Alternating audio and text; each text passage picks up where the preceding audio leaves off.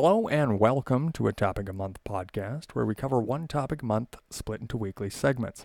Today we've got ourselves a special guest, someone who many in the skeptics community will know, especially on the Z-Talk radio network, Dr. Jim Fitzsimons. His podcast Hello. and radio show Dimland Radio can be found anywhere you get your podcasts. Um, Jim's background, being a skeptic from the first minute of waking up till the time he goes to sleep. Thanks for joining us today, Jim. Yeah, sorry to jump the gun on you there. No problem. So like our previous episode, we're doing conspiracy theories through the end of the month, and I think we only got maybe one episode left. And you were going to be my top choice on there. Unfortunately, things came up and I couldn't get a hold of you right away, so I just put it on the back shelf. And now I got you here today, so that's great. Huh. Can you go a little into the background about your skepticism and conspiracy theories? Because I remember hearing one of your first episodes basically opening up and going into conspiracy theories overall. Wow. It kind of happens with my discovering that there was such a thing as skepticism. I mean, we kind of knew there was skepticism, and because even from a young age, you'd heard the term and things like that. But the idea that there were skeptics, people that took extraordinary claims and said, well, okay, what kind of evidence do you have for this before I accept this claim? I need some good evidence. Right. And I learned that I think in junior high, I had a teacher that I gave him a book that I was really fond of. It was a book, essentially, it's all urban legends.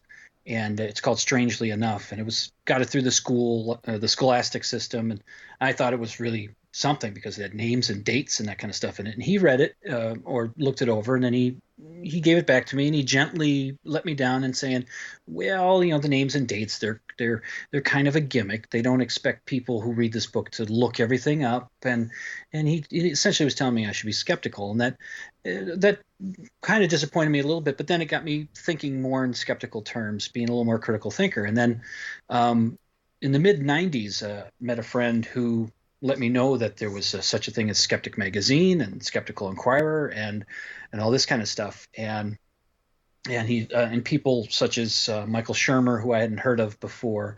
I'm pretty sure I've heard of James Randi, and I know I heard of Carl Sagan. But Right. So he sort of opened that up, and so when I started getting more into that, I started realizing that there's these things of conspiracies, which I kind of knew before then. The people didn't accept. There are people that don't accept the standard model explanation of JFK being assassinated by Lee Harvey Oswald. That it couldn't have been just this one guy doing it, and started to learn more about how that came about. And just there are people out there, and I'm no psychologist, I'm no expert on this, but from what I've been learning, there are people out there that just have a very difficult time accepting that, well, in the JFK assassination, for example, that one guy could manage to do something so big. So that had to be more. It had to be more than that. There had to be somebody on the grassy knoll, and there had to be so many more planning behind what was going on. And when a conspiracy theorist starts presenting those ideas to a skeptic, and the skeptic says, well, starts asking questions, sort of in 9/11, and then they start saying it was an inside job. And you say, well, what happened to the passengers on the plane? And then you start asking these questions, and this conspiracy theorists start to, well, they get a little frustrated with you because you're not accepting them. And yeah. they're not, and they think what I've been learning over this doing Dimland Radio, and even before that, what I've been learning about conspiracy theorists is that they tend to think of themselves as skeptics because they need better evidence, they think. But what the difference, I've been thinking about this since you and I talked about doing this. I think what they do is where they're different from skeptics is that a conspiracy theorist has an idea of something, and then they want to prove that idea. So they look for evidence that all either shores up their idea, or if it's close to shoring up their idea, they can twist it a little bit to make it fit the idea, and then they ignore everything else that goes against it. And a skeptic doing things properly will say, well, what is the evidence? What are all the facts related to whatever it is, the moon hoax? What is all the evidence for all this? And then take it all in totality. And what the position that I take when it comes to landing on the moon is that the positive evidence, all the evidence that points in the direction that we landed men on the moon, and there's stuff up there. We've seen pictures of it. So I accept the standard model explanation that, yes, we landed men on the moon. Yes, 19 hijackers and 4 planes took down 2 skyscrapers, damaged the Pentagon, and crashed one in a field in Pennsylvania. Yes, Lee Harvey Oswald was solely responsible for killing President Kennedy. So because the evidence takes us in that direction, and that's, these are the things I've been learning. Right. Yeah, and it along with a lot of the people that do believe in the conspiracy theories that call themselves skeptics, I don't think they realize that they're doing the same thing that they're trying to call out on the conspiracy theorists. Like they're given all this evidence from whomever, the government, the news, who they think is just planting it. And then they're saying, well, no, that's not it. Because I know a source that knows a guy that's friends with this person that was there, and they've got all this information.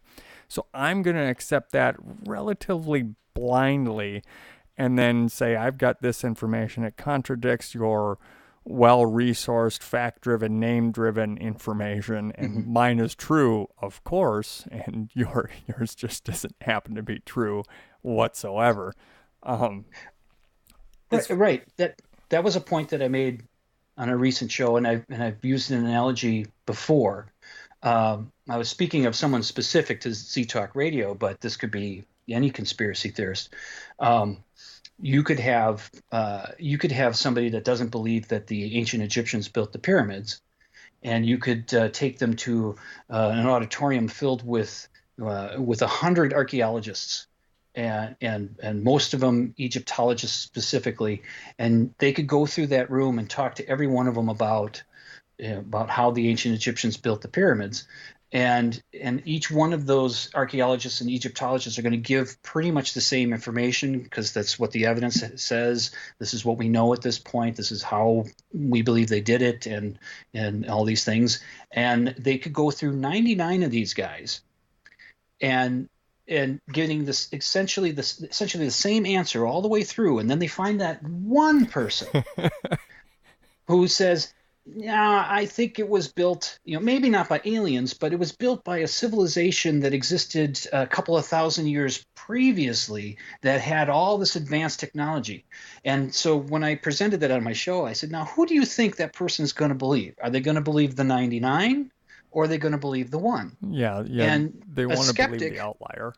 Right. A skeptic doing things properly, trying to be open-minded and thinking critically, will take the word of the 99 experts over the one, but a conspiracy theorist will say, aha, this one's got the goods, and he's, the other people won't listen to him because they don't want to change, they're in the pockets of big pharma or big whatever. Yeah, it's always been something. It's always some deep government thing, and that's the difference, I think, between a skeptic and a conspiracy theorist who thinks they're skeptics. Yeah. I wonder, given that 99 out of 100 say, yeah, well, of course. I mean, we've got all the evidence that say the Egyptians actually did build the pyramids. Does that carry through to their regular day-to-day life? Like, well, 4 out of 5 dentists agree this toothpaste is good for you. Are they going to go for the 1 out of 5 that says, no, you don't want to use that. You want to use cat litter? That's the way to go for the dentist. Come on. Well, see, I wonder that too about conspiracy theorists, that because it would seem to me that if you're in for one conspiracy, you should be in for all of them. But I think some of them are fairly a la carte. you'll find some they're perfectly accepting the idea that that we landed men on the moon, but cannot conceive of 19 hijackers pulling off what they did on 9/11. They just, so you'll find that, but it would seem to me that if you're in for one, you should be in for all of them. Yeah, really. I mean, if you think there's one little government conspiracy that we didn't land men on the moon, even though we have evidence that we did, you'd think they'd kind of, well, if the government did that, they probably did everything else, so therefore. And it seems that it's always like the American government that's doing it. It's not like, well, the Russians did this, or Great Britain did this, or Canada did this. I mean, wouldn't you want to pick like the most unassuming government? I mean, Canada's pretty nice and they don't do anything. I'd say Canada's doing all the government conspiracies if any other government is. Oh yeah, you can't trust those Canadians. No, they're just too nice, I tell you. You're close to them, so. Yeah, I'm only 2 hours away. Well, No, go ahead.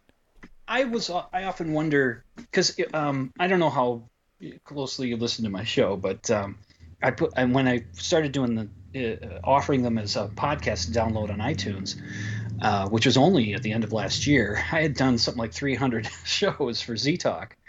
I decided that I'll take some of the old Z Talk shows that haven't been put out there other than on the archives page at ztalkradio.com. I'll put them in there as a bonus episode once in a while. And I just put up the one I don't do guests very often. It's so tough to coordinate everything and make sure everything's working, and it's difficult. And I work like 3 jobs, and I'm busy, and it's hard. It's kind of hard to do that. And besides, it's less me time on my show. Yeah. No, I know. I know what you mean. And I had this guy on who was, and I think he still is, a member of Z Talk Radio, had his own show, and I had him on, and I played that. I put that show into the bonus. It's bonus show number 7, and it's almost 2 hours. And he gish galloped the heck out of me because he just throws all these questions at me and these factoids that he has at me, and I. Most of the time, my answer was, I don't know. I don't know the answer to that. Doesn't mean that your answer is the answer to it, but that was, I made the point to him at some point late in the show. I said, I don't know how you get up in the morning and live in a world where you think that there's some secret government running everything and that everything's set against us. I don't know how you get through your day. Yeah, and it's got to be difficult to be able to do that to yourself every single day. Yeah, I would think that I think, and again, I'm no expert on this kind of stuff, but I think that part of what they do is that doesn't it break down to like 3 groups of people? You've got the sheeple, that's the most of us that don't realize that this stuff's going on. You've got the conspiracy people themselves, the people doing it, and then you have the heroes. And those are the ones that know about it, and those are the conspiracy theorists. So they must, if they're thinking of themselves as heroes, the whistleblowers, the ones that are trying to convince the sheeple, maybe that's their reason to get out of bed. That's what gets them through their day, realizing that there's so many groups out there, the Bilderbergs and the Illuminati and the Trilateral Commission, and all of them aligned against all of us to do something. I don't.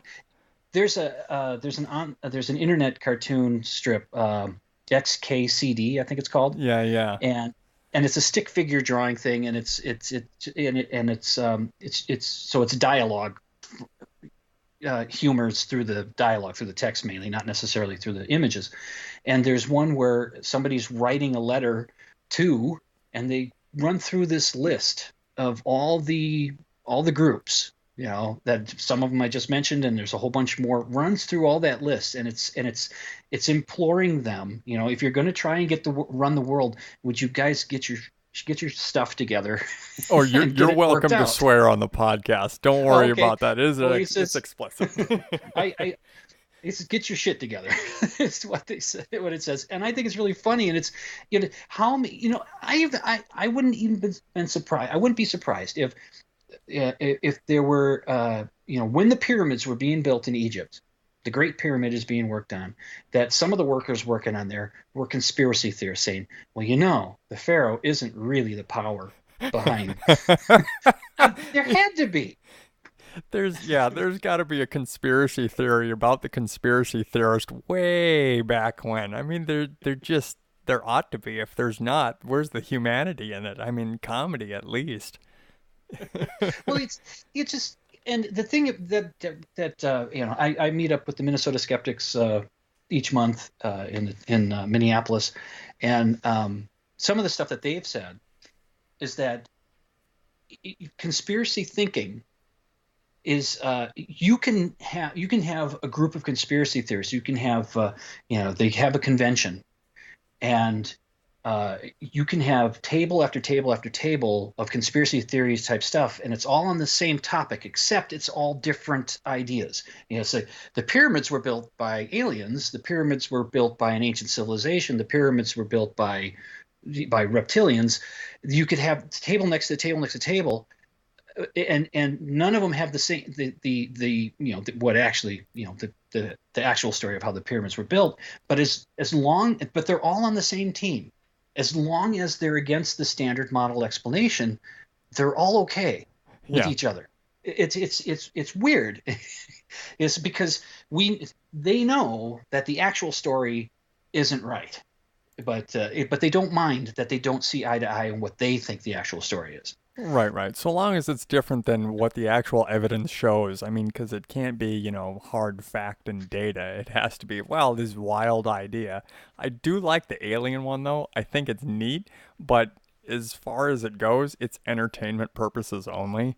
I mean, it would just be cool. Yeah, aliens came down, they threw some rocks together, and then they left, like, just mysterious. Well, all these Neanderthals are just in awe of what's going on, and then poof, they disappear. Like, come on. Yeah, it's and that's that show that I did with this fellow that is a conspiracy theorist. And one thing I did say to him, and as far as the ancient astronauts would go, the ancient aliens, and I said, how would they know we're here? You know how big space is. You've seen you're aware of the pale dot. Yeah. The essay that Carl Sagan did is wonderful, and he shows this picture that was taken by one of the Voyager satellites. He was instrumental in getting the programming done so that they would turn it around and take a picture of Earth. I think as the satellite got beyond Saturn or Jupiter or something, turn around and take a look, and it's just this pixel. And that's us. And he makes this point, that's us, that's everybody we've ever known, that's all the life that we know for sure that is in the universe. That's us, that pixel, that dot.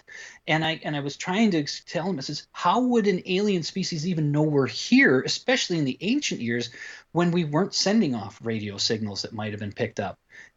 The fact that they would find us would be phenomenal. Yeah, it's just so improbable that it would ever happen. I mean, it's probable that there is life in the universe somewhere, just because of how expansive and large it is that we just can't wrap our minds around. But to be able to come from all the way on the other side of the galaxy would take a phenomenal amount of time, and then just to choose this little solar system in the middle of nothing on an arm of the galaxy in this giant cluster. Like, come on. I mean, what are the chances of that? I mean, it's neat, but yeah.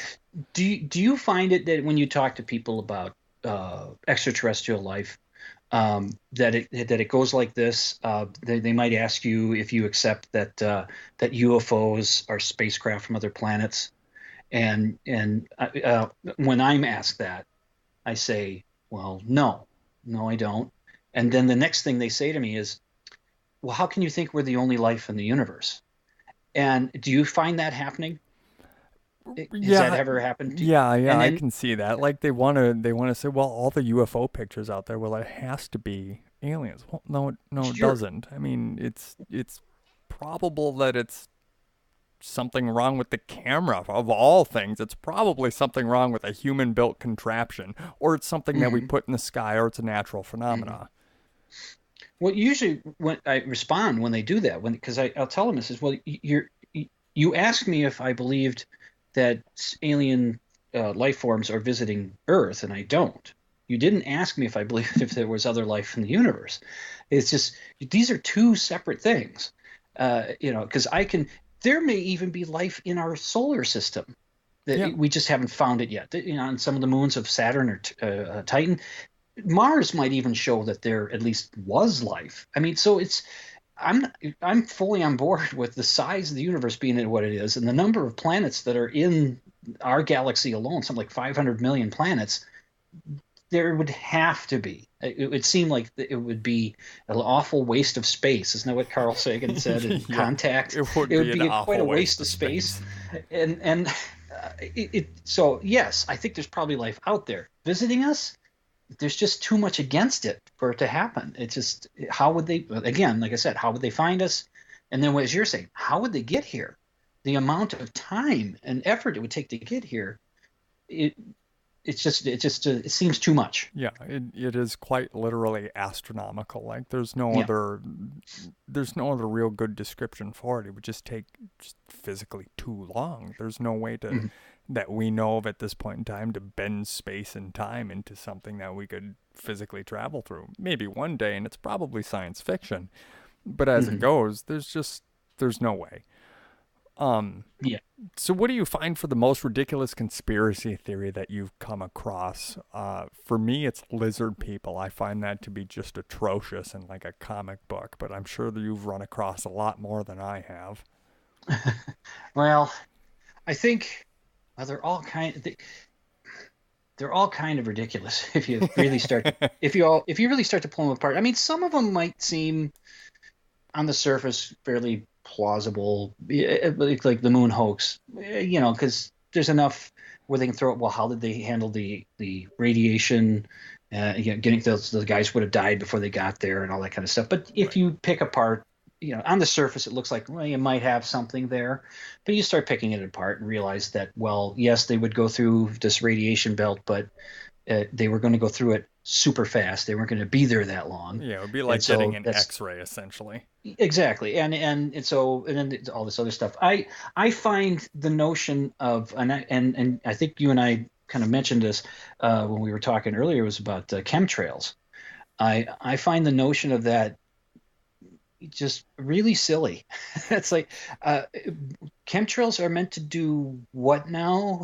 Yeah, like They're supposed to be chemicals that are put into the atmosphere to control us or to make us sick or to what are they doing, and why?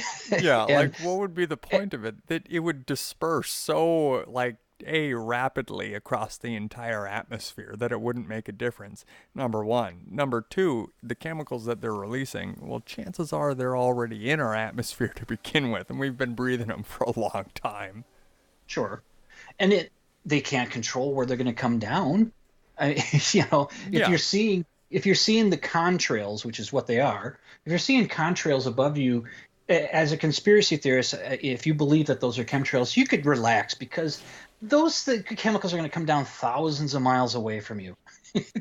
Because there's no way they control. I mean, it's ridiculous to think that that would be done in order to try and affect us here on the surface. It's ridiculous. And the amount that they would have to disperse for it to make it down to us would have to be huge. I mean, just immense.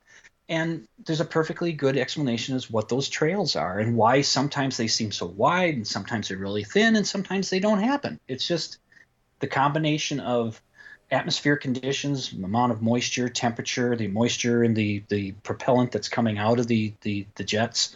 It's all combines together. When you get that in the right set of circumstances, you get contrails. That's what it is. It's vapor coming out of the back of a plane. Yeah. It's nothing more than that. No, scientifically, it's really easy to explain, but the mind loves to wander and loves to put all these things into somebody's trying to control us, and it must be the FAA for whatever apparent reason. Buy more plane tickets. And the thing is, what a conspiracy theorist will do, at least what one will do, and again, it's the same guy that I keep mentioning. I won't say his name, but it's I say it on my show. But he tagged me on a video on Facebook of a guy that was a former head of the CIA, John Brennan.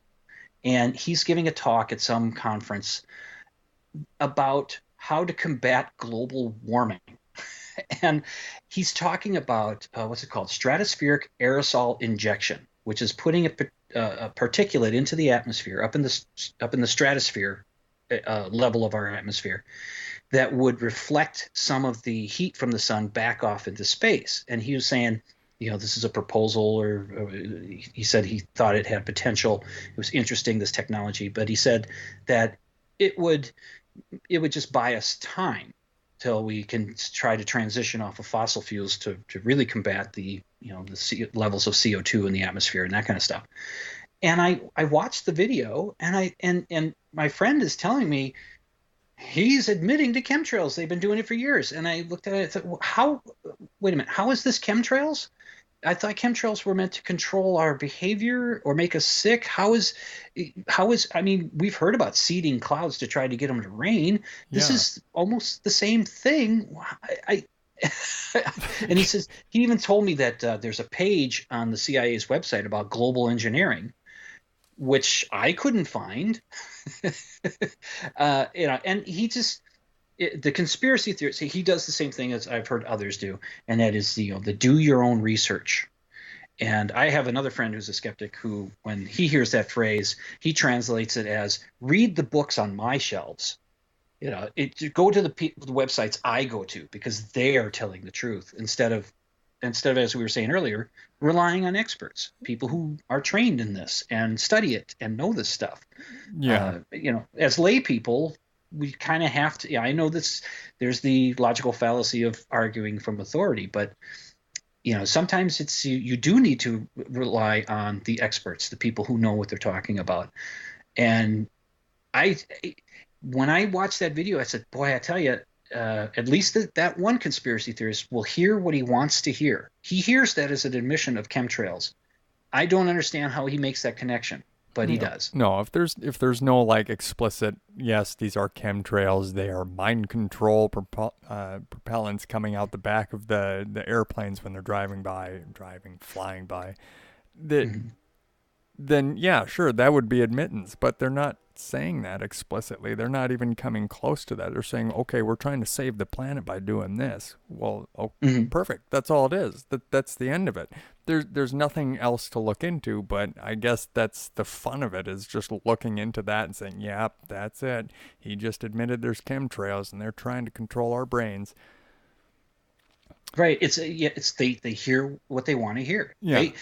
We hear, you and I will listen to that. We'll say, oh, this guy's saying that there's technologies out there that might help us to combat global warming, or at least slow it down. A conspiracy theorist sees that, listens to the guy, and says, oh, the guy's saying there's chemtrails. And he never says the word chemtrails. No, but he doesn't even say contrails. When that was posted on my Facebook page, my first comment response was, the color of the sky in my world is pink. Yeah. It's just because how are you viewing things? I don't like, as I said earlier, I'm not sure how they get through their day when someone can talk, when they see a video of somebody saying that kind of thing, and what they hear is that, yes, we are putting chemicals in the atmosphere in order to control you. I don't know how you get through your day. There's just got to be a lot of reading between the lines and reading underneath all the sentences that have been coming out of people on TV to be able to come up with these kind of wild fantasies. There doesn't seem to be any taking them at their word, unless the word that they're giving you matches your conspiracy theory. Yeah. Then you take them at their word. So, this guy knows what he's talking about because he agrees with me. I don't know if they're so much skeptics as they are just suspicious all around, and suspicions being skeptical is, for me, it's two separate things. If you are suspicious, you're a little on edge all the time about everybody. If you're skeptical, you're pretty accepting of most things, unless it sounds wild and out in whatever field you subscribe to. It just seems a little goofy that way. Well, as I said, they think they're skeptics. they believe themselves to be skeptics. Yeah. And they might even be good skeptics in other realms. They might just have that one thing that, that fluoride in the water is another chemical to control us. They might have that one thing, and everything else they accept the science about. They accept the standard model explanation of. They could be skeptical about Bigfoot and ghosts and all that. So they could be just as skeptical as anybody else, but they have that one thing, and they'll still think of themselves as being skeptical about that, whereas the evidence is against them. Right. So is there any conspiracy theory that you find that people more subscribe to overall, like the Sasquatch, aliens, government meddling that you've come across? Have you seen one or the other that seems to be a little bit more prevalent? Well, at Z Talk Radio, it tends to be ghosts, that they exist, that we can communicate with the dead. It tends to be on that realm. There's a lot of people, and I'm not down talking any of them. They're all nice people. They've always been nice to me, and I don't think there's a charlatan in the bunch. I think that they all believe whatever their abilities that they think they have, or the evidence that they have of whatever they pursue. But I just and they know I'm the resident skeptic of Z Talk, because Z Talk is filled with paranormal type stuff, and I'm it's me and Big Picture Science that are the only two shows on there that will continue to question what they believe. But they know that about me, so I just don't accept that what they're explaining is something that's happening. But it seems to me that it feels more like ghosts and spirits, maybe some demons that they're more interested in, at least around there, from what I've heard. Now, we also do carry Mr. King of conspiracy theories, Alex Jones. Oh, man. He is on Z Talk, and there's the owner of the station, of the internet station. I talked to him, and I said, he's told me early on, he says, now you can't go after the other hosts on Z Talk. If you're going to, you need to let them know that you're going to talk about their stuff and maybe invite them to respond or things like that. If you're going to call them out on something. But I asked him, I said, well, Alex Jones, he's not necessarily a member of the Z Talk family. Can I take the piss out of him? And he said, oh yeah, you can go, you can, it's no problem. You can just call him on all his stuff, because I swear to you, he's got an alarm clock. Alex Jones does. He's got an alarm clock that it's not the radio that plays, or a buzz, or a bell ringing, or a tone, or anything. It's somebody yelling at full voice, false flag, so that way he's prepared for his day. Oh, it's gotta be nice to be able to pick him apart to shreds, because I'm pretty sure he's not gonna really respond, but if he does, it would be great to be able to listen to that podcast with the two of you on it and just tearing him apart with all this conspiracy theories that he has. I don't do a lot, but it's just there's on my show Dimland Radio, I'll do a Dimland Radio Science Hero when I find one, and it's not necessarily a scientist. It's usually somebody that's not a scientist, that's doing something that's really supporting science. Bill Gates has been a Dimland Radio Science Hero for he and his wife have been, because of their work to eradicate polio, which we're that close to getting rid of polio. And so then you see these anti-vaxxer types. That's the conspiracy theory that makes me angry. It's not. It doesn't amuse me. I mean, maybe in my lighter mood it might, but that'll make me angry, because those are people that are putting other people's lives at risk. I mean, where anti-vaxxers go, vaccine preventable diseases follow. Yes. And here in Minneapolis, or next door in Minneapolis, I'm in St. Paul, the Somali community had been hit really hard with measles just over the last few months, because they started to fall into the anti-vax camp, and herd immunity went down, and you got all sorts of people getting measles when measles should be, that's also close to being gone. And you just, anytime I see somebody going on about anti-vax rhetoric when they're talking it, I usually just, if it's on Facebook, I usually just put in the comments, got polio? Yeah. No, you don't have polio. Do you have smallpox? You know why? So that stuff makes me angry. But I kind of lost my train there. Went off on a rant. No, but, no, yes, a good rant. My science heroes. For as far as Alex Jones was concerned, I recently named John Oliver from HBO's This Week Tonight, or whatever that show's called, or Last Week Tonight. Yeah. And John Oliver, yes, he's kind of left politically, I suppose, but so what? And when you're right, you're right. And he took apart Alex Jones, and I said, I made him Dimland Radio Science Hero once before, when he, along with Senator McCaskill, went after Dr. Oz, and Dr. Oz pushing this snake oil diet miracle in a bottle stuff. Right. And so I named him for that. And then I found, like, there was, when I was ready to name him the second time most recently, it was because of he did a 25-minute takedown of Alex Jones. And then I was looking at it, but he gets it for Alex Jones, taking him apart. He gets it for Dr. Oz, which I already did one. And then there was a couple of things like anti-vax for that, and for his global warming, where he was showing how the way the news media gives this false equivalency, where, we got to have a scientist on talking about how climate change is happening. It's driven mainly by human activity, use of fossil fuels. We need to curtail that. And we'll have somebody else on saying, no, it's just natural sun cycles or something. So an uninitiated audience member will be watching this and say, there's a 50-50 split, when there isn't. And John Oliver made that clear by saying, okay, if we're going to do it the way it really shakes out, we've got these 3 people saying that global warming isn't due to human activity, and we've got these 97 people coming in, and he fills his set with 97 people saying it is happening.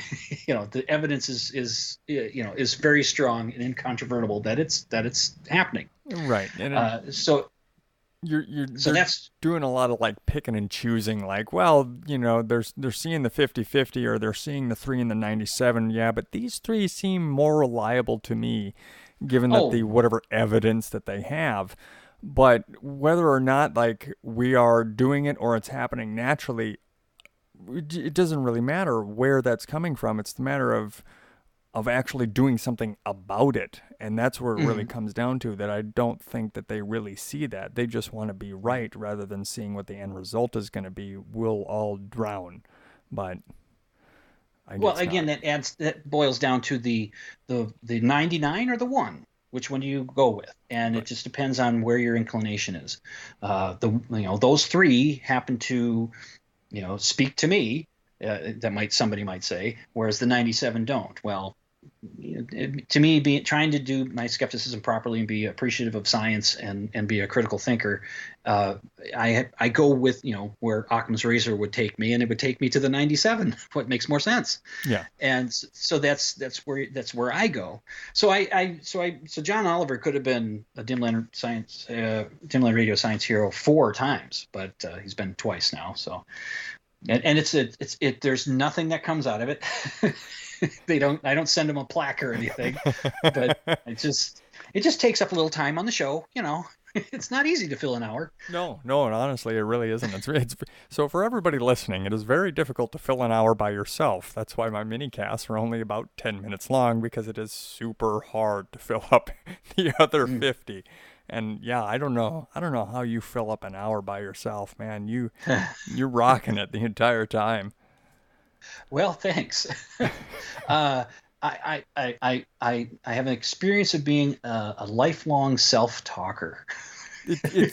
From a kid to all the way through. I talk to myself so much, and so I kind of think of it that way. I'm just sitting here talking to myself about these things that I find interesting, and hopefully the few people who do listen find it interesting too. So hopefully I'll get more of an audience. I'm telling you, when you sent me a message saying, "Hey, would you like to do this podcast with me?" And I said, sounds cool. And you said that you're up in Duluth, and I mentioned it to my wife, and she said, "Well, isn't that the guy that said that he was listening to your show, and you did your little joke thing, and you made him laugh?" And I went, "Oh yeah, Yeah, bread trout. Bread Trout." Trout. I got to make more of those, but it's not, I got to get the better equipment, I guess. But, I hope, somebody gets a chuckle out of some of what I say and finds what I'm saying interesting. And I've been getting a little more political because it's just kind of hard not to. Yeah, and honestly, I agree. It really is hard not to. It's, we have a president now who will fall into the conspiracy theorist way of thinking, because he's a fan of Alex Jones. It's been on his show, and it's so that he's got some of that going on in his head too. Yeah, and it's kind of disturbing when you're given a little, along with all the rest of the stuff. Yeah, when you're given fact to somebody that obviously isn't fact, and you're putting like your good judgment into somebody who is spewing all this stuff that is obviously not true in any shape or form, that's going to help guide people onto that and say, well, maybe this guy has something to him, even though there really isn't any evidence behind it. It is not a factual show. It's there for entertainment, but people do eat it up, and given that it's on the news, it is seen as, well, that's truth now, even though there's nothing to back it up. Yeah, I mean that's that whole, now that social media is becoming such a, or it has been for a while now, such a part of life for us.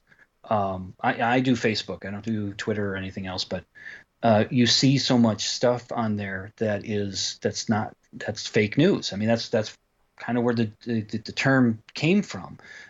Sure, it's used a little. When our fifth grader in the Oval Office says fake news, he just means news that's against him. But he's just pulling that term from other people. Where skeptics are looking at talking about fake news is these stories about a guy who had to go to the hospital because he put 38 cow eyeballs up his ass.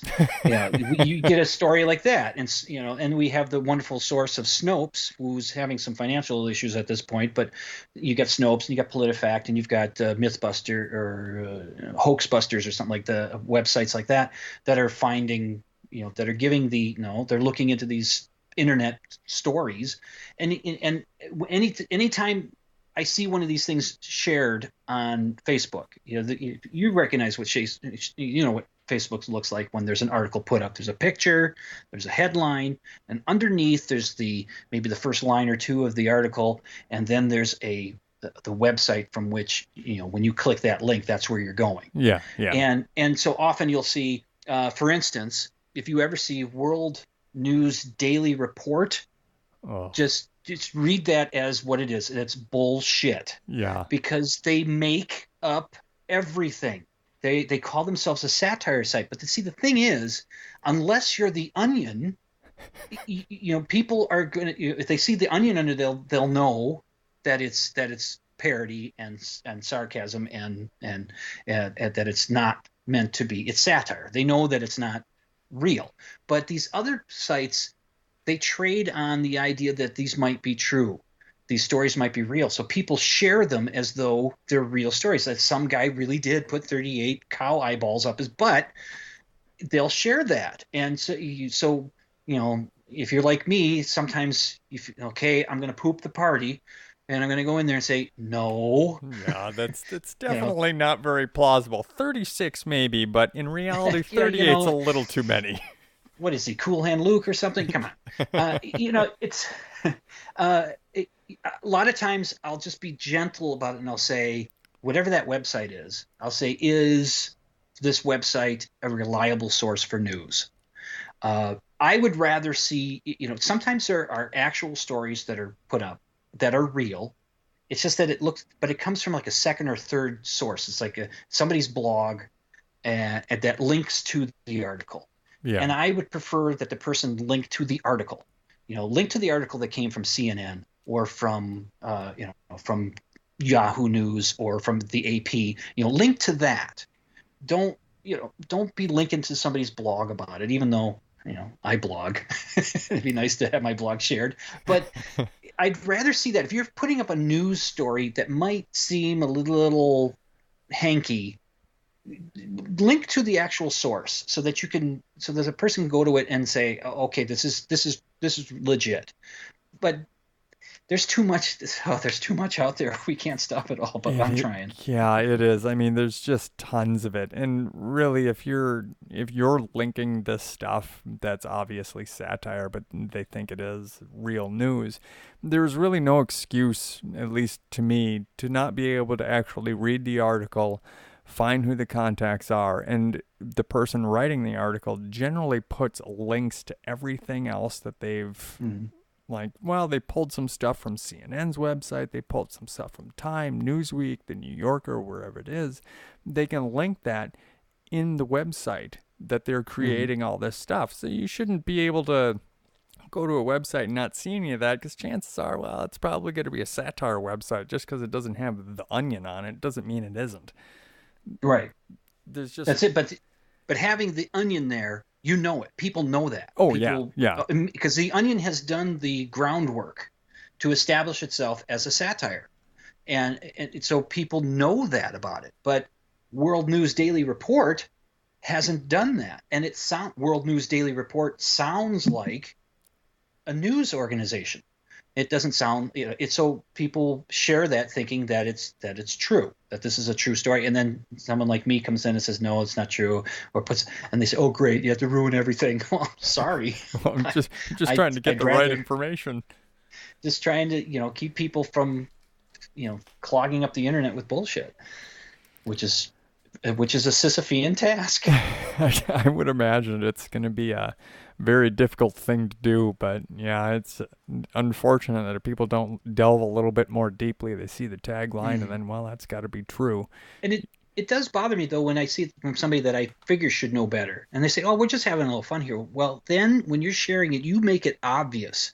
You put there in your comment on sharing, this is satire, this isn't, which probably ruins the joke anyway. Well, then that'll ruin the joke. Well, what do you want? What kind of world do you want? Yeah, if it's not spelled out for somebody, for somebody that really gets into this stuff, they're going to believe everything that's posted on there until you say, okay, now this is fake. I need you to understand that, but it's still funny. Like, you don't go to a sci-fi movie and believe that it's actually taking place. You know right out of the gate that, okay, this is just going to be fake and it's for funsies, and that's about it. I've lost you, Aiden. Am I still there? Am I here? Oh, there you are. Okay. There you came up. You got real quiet there. So are there any local conspiracy theories that you know of down in the Twin Cities, or are there any in the state that you know of that people seem to latch on to and still believe? Gee, I don't know. I think, well, it's not local to the Twin Cities or Minnesota. I mean, the most dangerous one is the anti-vaxxers, in my estimation. It's just that Minneapolis became the center of it in the recent months, but you had it happen in California, and you have it, little pockets popping up all over the place.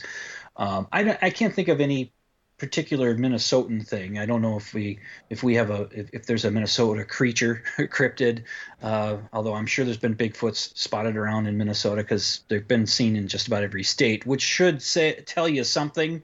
Bigfoot is seen in just about every state, in every province in Canada. Really? Yeah, we haven't had a good picture of one yet.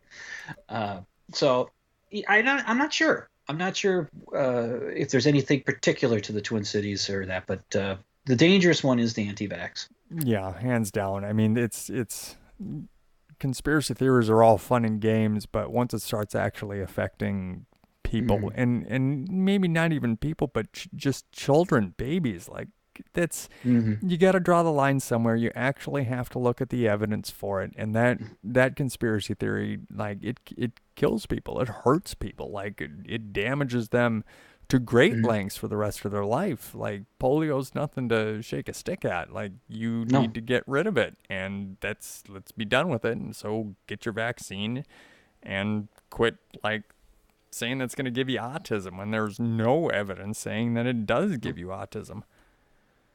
Hmm. And it was, and somebody else had made the point.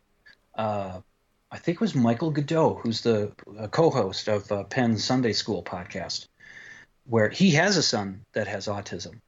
And I think he was the one that made the point, and I've said it on my show, that, okay, let's say it does. Let's say vaccines, the MMR vaccine, can cause autism. Would you rather have your child have autism or be dead?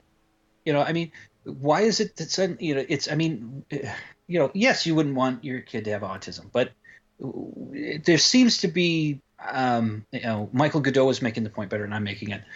But he says he loves his child. He's proud of his kid. He says, yeah, okay, that's what he's got. I'd rather him have that than get measles and as a 2-year-old and maybe die. It's like I don't know. It's just why wouldn't you, if the chance is even teeny tiny, then that maybe there's a connection to autism, which there isn't. There's no connection. It No. hasn't been shown. Then I wouldn't be as worried about that than a connection to, than the kid maybe dying because they got the disease, or spreading it to someone else who was unable to be vaccinated because they're too young or their immune system is compromised in some way, and then and your kid gets measles and gets over it, but spreads to some other kid, and that kid dies. I mean, is that what you want? Yeah, like When a vaccine can prevent that? you're gambling not only with your son or daughter's life at such a young age, you're also gambling with everybody else's child at such a young age that Mm-hmm. can't get vaccinated either. Like they're literally taking lives of infants in their own hands because of their own self-interest, that they don't want their child to get autism from fake information that was made up Yeah. by a doctor Yeah. that faked the information and later on admitted that he had faked the information. Like Yeah, it's like you were saying, most conspiracy theories are just kind of entertaining and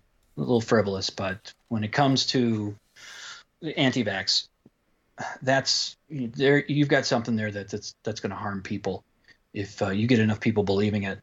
Whatever the conspiracy theory is for that, if you get enough of them believing it, you've got some damage happening there. Fluoridation in water, that's another one that can cause harm to people. If you convince a city, I think there's some municipality somewhere in, I think Florida, got convinced to stop fluoridating the water. really, And they're seeing a spike in cavities and problems in that because, well, fluoridation has really worked. It's yeah, helped, and it doesn't cause the problems that conspiracy theorists might think it will. no, But and again, hands down, anti-vax it's dangerous. It's just dangerous. yeah, it's incredibly dangerous. I can't believe that these people still believe that anti-vaxxing is the way to Mhm. go. Like most people that are having children now have been vaccinated to pretty much everything. If Mhm. they hadn't, they are pretty much didn't get anything because of the herd immunity. They were just untouched because everybody around them was vaccinated. Like once you go out Mhm. and get polio and you come back and tell me how you're feeling, maybe you probably Right. want to get vaccinated. Right. Well, I've heard it said that part of the problem, a part of it's a good thing about vaccination, but it's part of what works against vaccinations that it's been so successful. And we have generations of people now that don't have a direct connection to somebody who has had polio.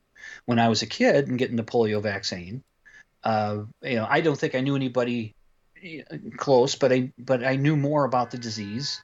There was more of it was more prevalent, and there was a time in not too long ago where there was a palpable fear of getting polio, where parents were afraid of it. And I mean, in the 1950s and earlier, people were fearful of getting of polio, and it was a legitimate fear. But then the vaccines were so good and did the job so well, you've got a couple generations or so of parents that their lives were never under that fear, so they don't see why, why do we need to worry about the vaccine?